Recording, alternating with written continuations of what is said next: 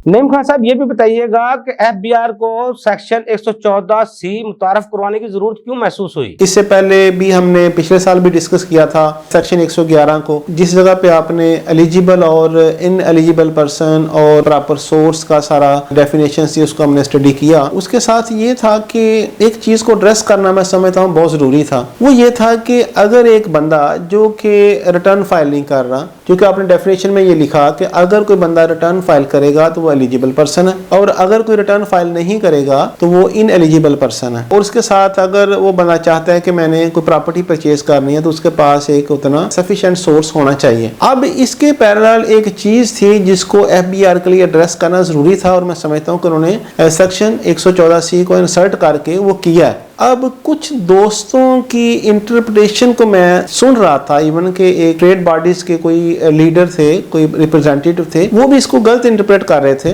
देखिए, सेक्शन 111 ऐसा सेक्शन है जिस ऑफिसर ये डिफाइन करता है कि ये जो इन्वेस्टमेंट की जा रही है, क्या इसका कोई प्रॉपर सोर्स टैक्स पेयर के पास है। अगर उसके पास एक सोर्स होता है उस इन्वेस्टमेंट का तो उसको अलाउ कर दिया जाता है। अगर प्रॉपर सोर्स नहीं होता तो फिर उसको इनकम ट्रीट करके उसके ऊपर टैक्स चार्ज कर लिया जाता है। अब बहुत सारे ऐसे लोग हैं जिन्होंने कभी भी रिटर्न फाइल नहीं की होगी, तो इट मीन्स कि वो इनएलिजिबल पर्सन हो गए। उन्होंने रिटर्न तो फाइल नहीं की, लेकिन उनके पास कहीं ना कहीं से प्रॉपर्टीज थी जो कि वैलिड प्रॉपर्टी थी। फॉर एग्जांपल, किसी को इनहेरिटेड प्रॉपर्टी मिल सकती है, एक बंदे की फॉरेन इनकम हो सकती है, एक बंदा बाहर था, उसने वहां पे सर्विसेज की और जब पाकिस्तान आया तो उसके साथ अपनी फॉरेन इनकम थी, उसको भी यहाँ पे ट्रांसफर कर दिया। क्या इस सारी इनकम के ऊपर कोई वो लेन देन कर सकता है? इस एरिया को एड्रेस करने के लिए एफबीआर ने या लेजिस्लेचर ने अपना माइंड अप्लाई किया और एक नया सेक्शन 114C को फाइनेंस एक्ट में इंट्रोड्यूस करवा दिया। अब इसमें जो समझने वाली बात है वो ये है कि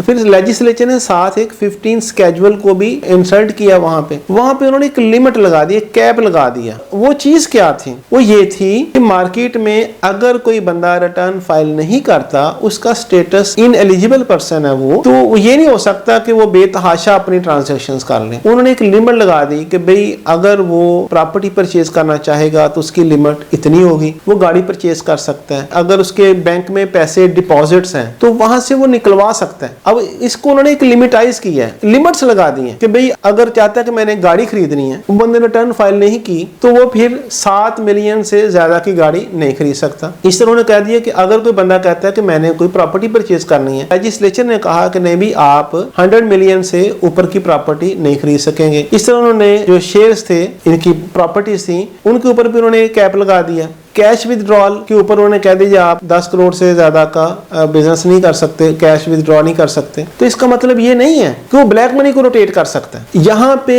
ये समझने वाली बात है कि जब भी वो ये सारा पैसा खर्च करेगा तो उसकी डिक्लेयर्ड मनी होगी, उससे पूछा जाएगा कि आपका सोर्स क्या है। अगर वो बंदा अपना प्रॉपर सोर्स बताएगा तो उसको टैक्स लायबिलिटी से एग्जेम्पशन मिल जाएगी। अगर वो अपना सोर्स बताने में नाकाम रहा तो फिर उसको टैक्स पे करना पड़ेगा। यहाँ पे मैं अयूब साहब आपके प्रोग्राम के तवज्जो से एक चीज कहना चाहता हूँ कि आपने लेजिस्लेचर ने अंडर सेक्शन 114C उस बंदे को अलाउ तो कर दिया, उसको एग्जेम्पशन भी दे दी। अब वो बंदा फाइलर स्टेटस में नहीं है, तो अगर वो प्रॉपर्टी बाय करता है तो जो 236C और K की टैक्स इम्प्लीमेंटेशन है, जो टैक्स रेट्स हैं, उसके ऊपर आपको डिफाइन करना चाहिए। जब आपने मान लिया कि इसका डिक्लेयर्ड सोर्स है, उसको रिटर्न फाइल करने की जरूरत नहीं है, तो फिर मेरी आपके प्रोग्राम के तवज्जो से ये एक सजेशन है, ये एक रिक्वेस्ट है, प्रपोजल है कि उस बंदे के ऊपर फिर फाइलर वाला ही टैक्स रेट लगे। इसके लिए आपकी तरफ से, एफबीआर की तरफ से हमें क्लैरिफिकेशन मिलनी चाहिए। तो इस सिलसिले में एफबीआर ने अगर क्लैरिफिकेशन नहीं दी तो मैं डिमांड करता हूं कि उसकी क्लैरिफिकेशन दे।